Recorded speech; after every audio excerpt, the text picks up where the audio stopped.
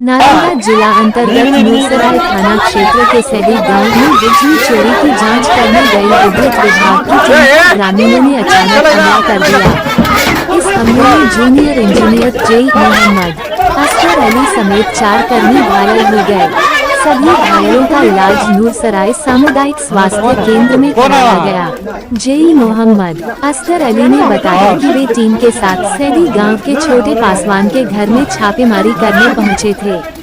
जैसे ही कार्रवाई शुरू हुई, छोटे पासवान ने ईंट से हमला कर दिया। घर से बाहर निकलते ही उनके परिजन और अन्य ग्रामीणों ने लाठी डंडों व ईंट पत्थरों से टीम पर हमला बोल दिया। हालात बिगड़ते देख छापेमारी दल किसी तरह जान बचाकर वहां से भागा।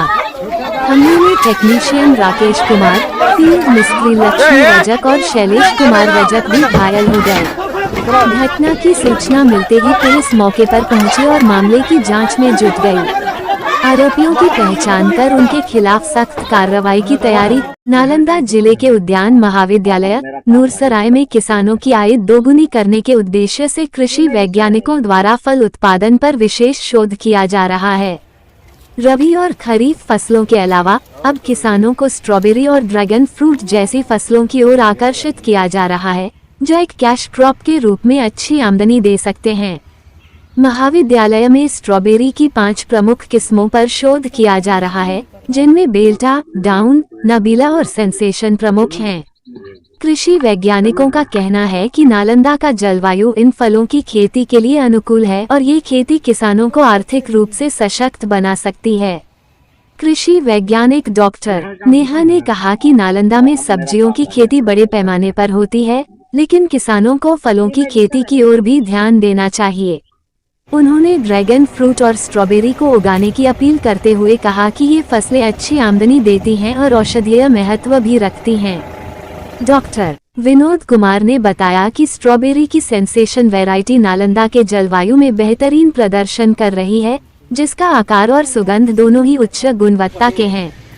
कृषि वैज्ञानिकों ने किसानों से इन नई तकनीकों को अपनाने की अपील की है, ताकि वे अपनी आय में वृद्धि रहेगा कि वो लोग थोड़ा सा रुझान अपना फल के प्रति भी दिखाएं। और एक जो हमारा ड्रैगन फ्रूट है या स्ट्रॉबेरी है, ये दोनों ही फसल जो है वो एक कैश क्रॉप की तरह बहुत अच्छा जो है आमदनी किसान को देता है, एक कैश क्रॉप की तरह बहुत अच्छा उभर के आ रहा है। तो मेरी उनसे अपील होगी कि आप लोग थोड़ा सा रुझान फ्रूट की खेती की तरफ भी दिखाएं। कौन सा वैरायटी जो है सबसे अच्छा परफॉर्म करता है, तो ये हमने यहाँ पे जो वैरायटी लगाई है, ये विंटर डाउन लगाया है, एडी लगाया है, मेलिसा लगाया है और नबीला है और एक स्वीट सेंसेशन है। अब इन सारी वैरायटी में से जो हमने सबसे अच्छा पाया है कि स्वीट सेंसेशन का सबसे अच्छा इल्ड है और इल्ड के साथ साथ उसका साइज और स्वीटनेस भी बहुत अच्छा है। उसके साथ साथ दूसरे में हमारा मेलिसा वैरायटी है। मेलिसा भी जो है नालंदा के क्लाइमेट में, ये पहली बार देखने के लिए देखा है हमने कि नालंदा के क्लाइमेट में मेलिसा वैरायटी भी है जो बहुत अच्छा परफॉर्म कर रहा है। इसके साथ साथ इसकी सुगंध बहुत अच्छा है और उसके साथ साथ इसका साइज भी बहुत अच्छा है। पहले क्या था कि यहाँ पे नालंदा रीजन में पहले जो फार्मर्स जो कर रहे हैं वो विंटर डाउन ही ज्यादा लगा रहे हैं। यहाँ हमने देखा कि ये विंटर डाउन की जगह पे हम मेलिसा और स्वीट सेंसेशन को भी नालंदा रीजन के लिए हम लोग प्रमोट कर सकते हैं फॉर द फार्मर्स। नालंदा में ये पहली बार स्ट्रॉबेरी की खेती हमारे उद्यान महाविद्यालय में शुरू की गई है। इसका उद्देश्य ये है कि देश के माननीय प्रधानमंत्री की ये सोच है कि देश के किसानों की आमदनी को दोगुनी की जाए। आमदनी दोगुनी तब होगी जब हम पहले की पुरानी खेती से अलग हटके नए प्रकार के फल फूल को उपजाएंगे। इसी के तहत ये उद्यान महाविद्यालय में स्ट्रॉबेरी पर 5 तरह के वैरायटी लगाया गया है और हम ये देख रहे हैं कि नालंदा रीजन के लिए कौन सी वैरायटी सूटेबल है। और आपको यह जानकर आश्चर्य होगा कि इससे हमारे क्षेत्र के जो भी लोकल लोग हैं आके देखते हैं और बहुत ही वो इंस्पायर है। उन्होंने देखा है कि इससे कितनी आमदनी बढ़ सकती है और यहाँ के हार्वेस्टिंग को देखा है, यहाँ के वैरायटी जो लगी है उसको देखा है और लोग किसान इससे बहुत ही सोच में आगे बढ़ के आए हैं कि हमें भी स्ट्रॉबेरी आगे से अपने खेतों में लगाना है। नालंदा जिला के रहुई प्रखंड स्थित मध्य विद्यालय मोरा तालाब में पेयजल संकट गहराता जा रहा है, जिससे 1155 छात्र छात्राओं को भारी परेशानियों का सामना करना पड़ रहा है।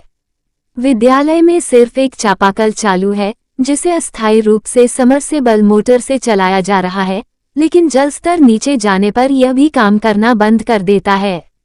इससे बच्चों को पीने के पानी से लेकर शौचालय उपयोग तक में कठिनाइयों का सामना करना पड़ रहा है।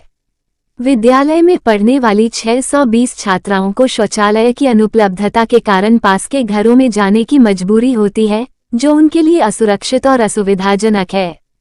इस गंभीर समस्या को लेकर विद्यालय प्रशासन द्वारा शिक्षा विभाग, डीपीओ, जिलाधिकारी और स्थानीय विधायक तक कई बार लिखित शिकायत दी गई, लेकिन अब तक कोई ठोस कदम नहीं उठाया गया है। प्रधानाध्यापक अरुण कुमार सिन्हा ने बताया कि यह समस्या लंबे समय से बनी हुई है और भीषण गर्मी में स्थिति और भयावह हो सकती है। उन्होंने अधिकारियों से जल्द समाधान की अपील करते हुए कहा कि यदि समय रहते पानी की व्यवस्था नहीं की गई, तो बच्चों की शिक्षा और स्वास्थ्य दोनों प्रभावित हो। उच्च माध्यमिक विद्यालय मतलब अच्छा। और यहाँ पानी की समस्या है और गर्मी आ रही है, इसलिए पानी का व्यवस्था चाहिए। कितना दिनों से पानी की समस्याएं आ रही है? बहुत दिनों से है, तो क्या शुरू से ही है मतलब। तो क्या आप टीचर से कभी शिकायत वगैरह किए हैं? किए थे, उसके बाद नहीं किया गया, ऐसे चाहिए। और हमारे 11 क्लास है, वहाँ पर बोर्ड नहीं है। अच्छा। बोर्ड का भी व्यवस्था चाहिए और फाइन गर्मी आ रहा है तो पंखा की व्यवस्था। और ये सुन कितने दिनों से दिक्कतें आ रही है? हम लोग क्लास में जब से मतलब 11 में आए हैं तब से। क्या नाम होगा? तमन्ना कुमारी। मोड़ा तालाब में हम लोग एग्ज़ाम दे रहे हैं। यहाँ पानी का बहुत दिक्कत है, लगभग शुरू से ही है। तो सरकार से ये निवेदन है कि पानी का उपस्थित जल्दी से जल्दी करें। क्या टीचर से कभी बोले थे इस समस्या के बारे में? बोले थे, लेकिन नहीं हो पाया। कितना दिनों से समस्याएं आ रही है? शुरू से ही।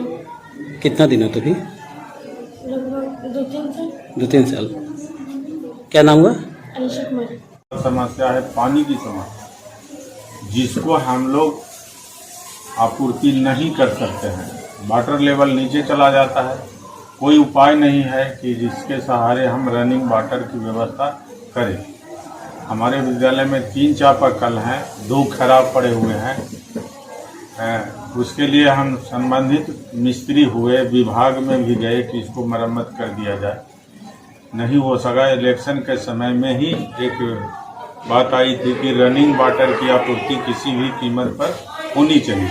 उसमें मैंने क्या किया कि उसी चापाकल में एक समरसेबुल पंप डाल करके ऐसा कर दिया और सक्सेस ही रहता है, लेकिन वाटर लेवल गर्मी के दिनों में नीचे चले जाने से वो काम करना बंद कर देता है। इससे भारी परेशानियां आ जाती है। आप सोच सकते हैं कि हमारे यहाँ 1154 के आसपास नामांकन है। इतना बड़ा फिर क्या कहते हैं शिक्षकों की संख्या है। ग्रामीण का यहाँ पर्यटन केंद्र मैंने मंदिर का भी है, उसका भी प्रेशर यही रहता है। रात्रि विश्राम होने की बात आती है तो यही होता है। छठ हुआ, दुर्गा पूजा, दिस दैट जो भी होता है, सरस्वती पूजा, सबका मूर्ति विसर्जन आदि कार्य यही होने से इस पर थोड़ा गंदगी का लोड हमेशा बना रहता है। सावन में बोलबम भी जाते होंगे? हाँ, टोटल बोलबम में यही रहते हैं। और रही बात कि सर उन लोगों के साथ भी लाचारी है, उतने लोग आ जाते हैं, उनके पास ही लाचारी कि उनके पास कुछ शेड वगैरह है नहीं कि वो, हाँ, लेकिन अब मजबूरन में यहाँ सफाई सबसे बड़ा समस्या है, पानी की समस्या है। इंफ्रास्ट्रक्चर के बारे में तो आप लोग देख लीजिए कि हाँ 11-12 गो रूम में। संजय गांधी जैविक उद्यान में विश्व गौरैया दिवस के अवसर पर बिहार सरकार के पर्यावरण, वन एवं जलवायु परिवर्तन विभाग द्वारा विशेष कार्यक्रम आयोजित किया गया। उद्घाटन मंत्री डॉक्टर सुनील कुमार और विभागीय सचिव श्रीमती वंदना प्रेयशी ने किया। मंत्री ने गौरैया संरक्षण और पर्यावरण संवर्धन को लेकर लोगों को संकल्प दिलाया और हर रविवार पर्यावरण के नाम अभियान शुरू करने का आह्वान किया। उन्होंने कहा कि हर परिवार को प्रत्येक रविवार पौधारोपण कर इसे जन आंदोलन बनाना चाहिए। बिहार सरकार 2028 तक राज्य के हरित आवरण को 17% तक बढ़ाने के लक्ष्य पर तेजी से काम कर रही है। इस अवसर पर गौरैया बिहार मोबाइल ऐप लॉन्च किया गया, जो गौरैया संरक्षण से जुड़ी जानकारी उपलब्ध कराएगा। नुक्कड़ नाटक के माध्यम से भी जागरूकता फैलाई गई। कार्यक्रम में पद्मश्री सुधा वर्गीज, पीसीसीएफ प्रभात कुमार गुप्ता, पटना जू निदेशक हेमंत पाटिल सहित कई गणमान्य लोग उपस्थित रहे।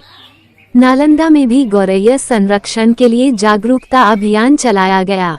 गौरैया विहग फाउंडेशन के संस्थापक राजीव रंजन पांडे, जो 2010 से इस अभियान से जुड़े हैं, ने बताया कि अब सैकड़ों लोग इस मुहिम में भागीदारी निभा रहे हैं। मुख्यमंत्री नीतीश कुमार द्वारा 2023 में गौरैया को बिहार का राज्य पक्षी घोषित किए जाने से अभियान को और मजबूती मिली है। उन्होंने कहा कि धरती पर इंसानों के साथ सभी जीवों का भी अधिकार है, इसलिए गौरैया संरक्षण आवश्यक है। जागरूकता बढ़ने के कारण गौरैया की संख्या में सकारात्मक। हम में से शायद ही कोई ऐसा होगा जिसका बचपन गौरैया के बिना बीता होगा। बचपन का वो साथी, वो मित्र जो हम सबसे नाराज होकर हमारे बीच से चला गया है, इसके लिए हम खुद इंसान ही जिम्मेदार हैं, क्योंकि हमारे विकास की कुछ ऐसी परिसीमा है, उसके अंतर्गत जो है सब कुछ जो है धीरे धीरे खत्म होता जा रहा है। ये नन्ही गौरैया के ऊपर भी यही आफत आया है और इसकी आबादी लगातार कम रहा है। इसकी जनसंख्या को बढ़ाने के लिए 20 मार्च के यानी आज ही के दिन विश्व गौरैया दिवस मनाया जाता है। आइए हम सब मिलकर इस नन्ही सी छोटी सी चिड़िया को बचाने के लिए हम एक प्रयास करें। अपने घरों में छोटा सा घोंसला लगाइए, अपने छतों पर मुंडेर पर दाना और पानी का व्यवस्था कीजिए। हम सबका प्रयास से ये रूठी गौरैया पुनः घर में आ जाएगी। राजीव रंजन पांडे, गौरैया विहग फाउंडेशन, नालंदा।